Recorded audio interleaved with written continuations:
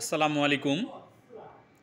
Ningbo ইনহু innovation material কোম্পানির lab থেকে দেখতে পাচ্ছেন এখানে শোর হার্ডনেস টেস্টার বা এটাকে বলা যায় ডিউরোমিটার।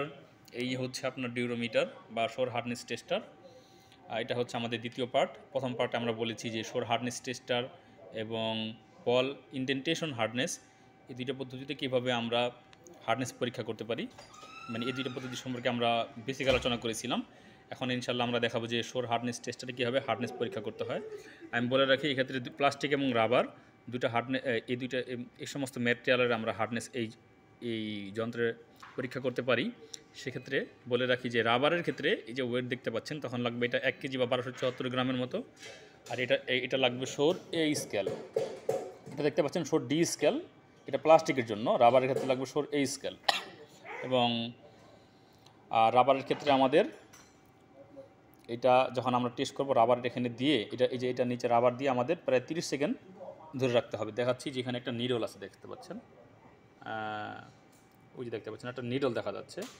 এই যে মাথায় একটা নিডল আছে, ওই নিডলটা রাবারের ক্ষেত্রে আমাদের 30 সেকেন্ড চেপে ধরে রাখতে হবে। আর প্লাস্টিকের ক্ষেত্রে এটা হচ্ছে আমাদের লাগবে 4 কেজি থেকে 5 কেজির মতো। আর এটা লাগবে হচ্ছে শোর ডি স্কেল, দেখতে পাচ্ছেন এটা শোর ডি স্কেল। এই হচ্ছে রাবারের ক্ষেত্রে। প্লাস্টিকের ক্ষেত্রে এখন আমরা যন্ত্রের সাথে একটু পরিচয় করে দিচ্ছি। এই যে দেখতে পাচ্ছেন এটা দ্বারা আমরা কি করি, ঘুরাইয়া এটারে উপরে নিচে করতে পারি। আর এখানে দেখতে পাচ্ছেন এটা দিয়ে আমরা চাপ প্রয়োগ করি, যেটা দিয়ে যেভাবে চাপ প্রয়োগ করি।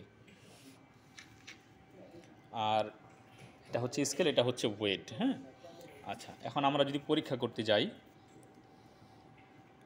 তাহলে আমরা এই যে প্রথমে একটা প্লাস্টিক আমরা এখন করব, প্লাস্টিকের হার্ডনেস দেখব। যে এই ম্যাটেরিয়ালটা নিলাম, নেওয়ার পরে এখানে দিব, দেওয়ার পরে এই যে আমি পিছনে যে দেখতে পাচ্ছেন, আমি এটা দিয়ে এভাবে চাপ প্রয়োগ করতেছি। দেখতে পাচ্ছেন যে স্কেলটা ঘুরতেছে।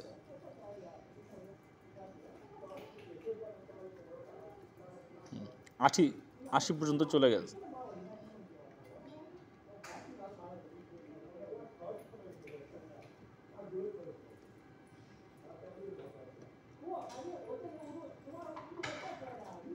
প্লাস্টিক পরীক্ষার ক্ষেত্রে কমপক্ষে 15 সেকেন্ড ধরে রাখতে হবে।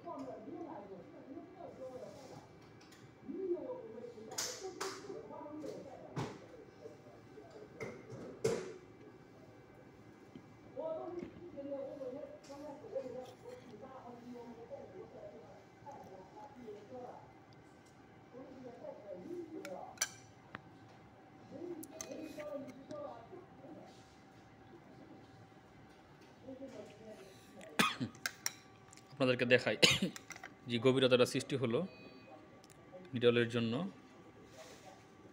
খুবই ছোট একটা গভীরতা, একটু ছোট করে নিই।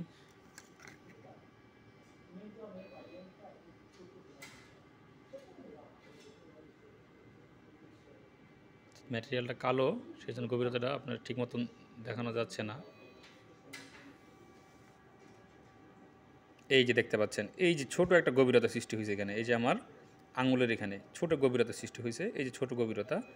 আচ্ছা, এই গভীরতা দ্বারা পরিমাপ করা হয় যে এটার হার্ডনেস কতটুকু। এখানে যে 0 মান দেখতে পাচ্ছেন, 0 প্রকাশ করে সবচেয়ে সফট ম্যাটেরিয়াল, আর এখানে 100 প্রকাশ করে সবচেয়ে হার্ড ম্যাটেরিয়াল। অর্থাৎ মান যত বেশি হবে প্রকাশ করবে যে ম্যাটেরিয়াল তত হার্ড। আমাদের এখানে মান প্রায় 80 পর্যন্ত পৌঁছে গেছে, তার মানে হচ্ছে এটা মোটামুটি ভালো একটা হার্ড ম্যাটেরিয়াল প্লাস্টিকের। আচ্ছা, তাহলে আমরা যখন প্লাস্টিক মেটেরিয়াল পরীক্ষা করব তখন কমপক্ষে 15 সেকেন্ড ধরে রাখবো, যে পর্যন্ত এটা যায় আর কি। যে পর্যন্ত যায়।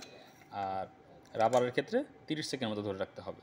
আর রাবার এবং প্লাস্টিকের ক্ষেত্রে আমাদের যে ওয়েট এবং স্কেল দুই ধরনের হয়, শোর এ এবং শোর ডি স্কেল হয়।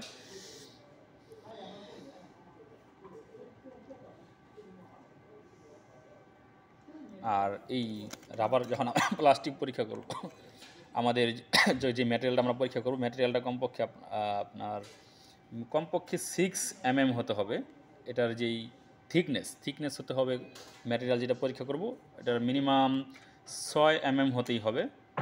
6.4 mm অথবা মিনিমাম 6 mm হতে হবে, এই আর কি।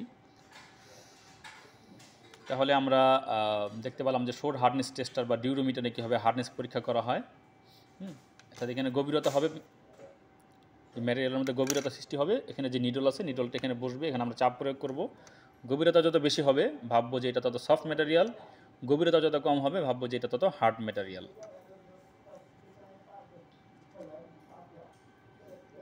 আর এই সমস্ত পরীক্ষা দ্বারা আমরা কি বুঝি, যে আমরা আসলে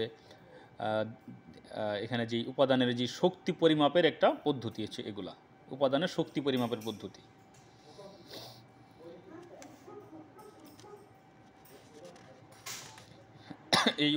এই পরীক্ষার ফলে উপাদানের তেমন কোনো ক্ষতি হয় না, ছোট একটা ছিদ্রের মতো হয় আর কি।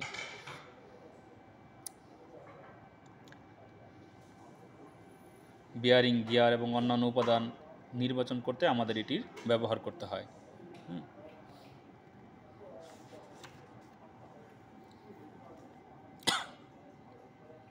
ধন্যবাদ সাথে থাকার জন্য।